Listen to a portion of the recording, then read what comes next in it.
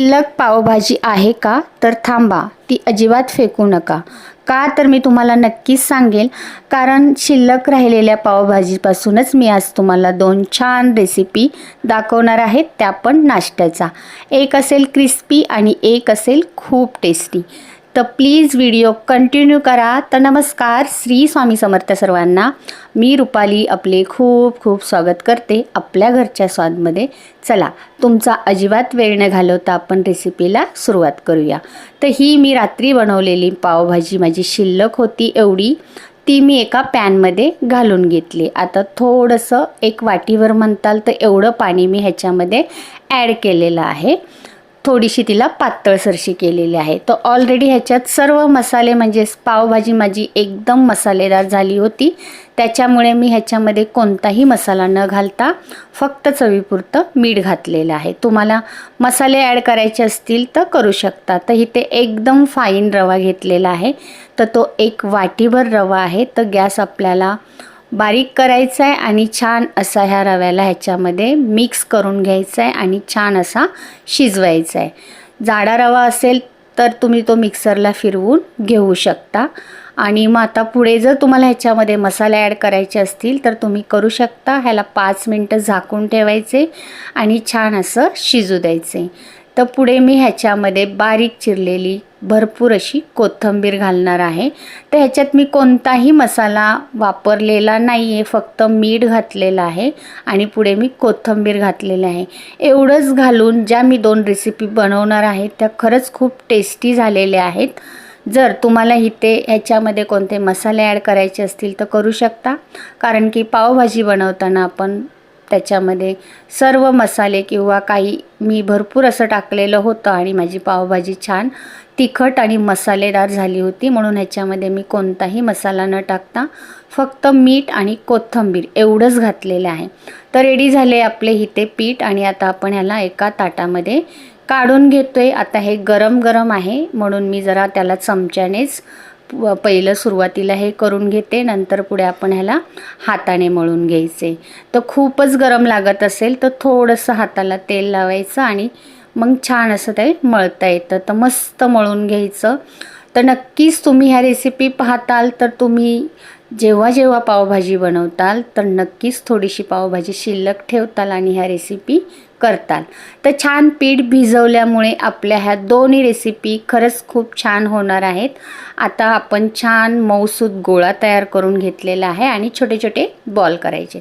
Ball करा किंवा तुम्हाला दुसऱ्या कोणताही आकार द्यायचा असेल तरी तुम्ही देऊ शकता. तर मी इथे छोटे छोटे बॉल करून घेतलेले आहेत आणि पुढे मी कटलेट करून घेतलेले आहेत. तर हो, तर मी इथे मस्त असे क्रिस्पी कटलेट आणि टेस्टी बॉल बनवणार आहेत, ते सुद्धा पावभाजीचे. आहे का नाही? आवडली आहे तुम्हाला रेसिपी? तर नक्कीच कंटिन्यू करा पुढे. आणि हो, ह्यातली तुम्हाला कोणती रेसिपी आवडली तेही तुम्ही मला कमेंट करून नक्की सांगू शकता. तर पुढे मी एक टोप गरम करायला ठेवलं आहे, त्याच्यामध्ये पाणी घातले आणि हे बॉल आपण एका चाळणीमध्ये उकळून घेणार आहोत. तर ते उकळून का घ्यायचे तेही तुम्हाला मी पुढे सांगणार आहे, त्याचं कारण उकळवण्याचं. तर आपण ह्याला झाकण ठेवायचे चाळणीवर आणि उकळून द्यायचे. आता पुढे आपण इथे एक बॅटर तयार करून घेणार आहोत. त्यासाठी मी इथे 2 चमचे कॉर्नफ्लॉवर, थोडंसं मीठ आणि पाणी घालून पातळसरसं, म्हणजे जास्त पातळ नाही करायचे आपल्याला किंवा घट्टही नाही, असं मीडियम आपल्याला बॅटर तयार करून घ्यायचे कटलेटसाठी. तर इथे मी जाडा बारीक कोणताही रवा घ्या चालेल, कोणताही रवा वापरला इथे तुम्ही कोटिंगला वरून कटलेट लावायला तरी चालेल. तर आता इथे आपण तयार करून घेतलेले ह्या बॅटरमध्ये कटलेट बुडवायचेत आणि पुन्हा वरून ह्याला तुम्ही हा रवा लावून घ्यायचा आहे. बघू शकता मी आता हा रवा लावून घेतलेला आहे. अजून एक दाखवते तुम्हाला. तर हे कटलेट ना वरून क्रिस्पी होतात आणि आतून एकदम मऊसूद आणि खायला खूप टेस्टी लागतात बरं का.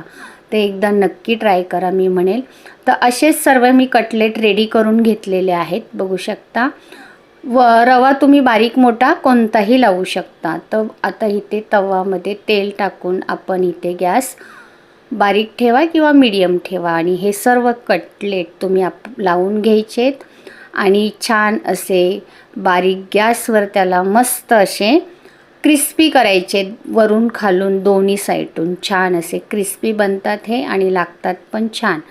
तर आता एक साईड आपली भाजून झालेली आहे. पलटी करायची, अजिबात घाई करायची नाही. खालची साईड आपली छान झाली की तिला पलटी करायची आहे आणि मग नंतर तेवढ्याच वेळाने आपली दुसरी बाजू पण पलटी करायची. असे करून आपल्याला ह्या दोन्ही साईडून हे कटलेट छान असे शेकवून घ्यायचे.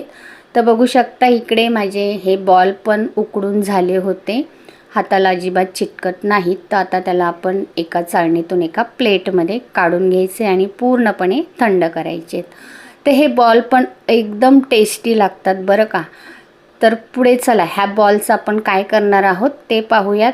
तर तोपर्यंत आपले हे कटलेट दुसरी साईड पण छान शेकून झालेली होते, तिला पुन्हा एकदा पलटी केलेली आहे आणि थोडा वेळ त्यांना छान असं शेकू दिलेलं आहे.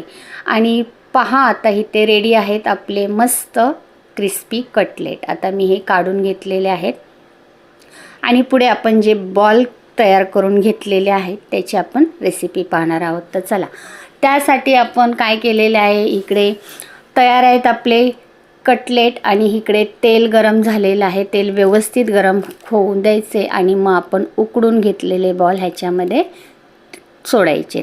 हो, गॅस तुम्ही इथे मीडियम ठेवा, जास्त मोठा ठेवू नका, कारण की मग जास्त मोठा ठेवला तर ते पटकन जळतील.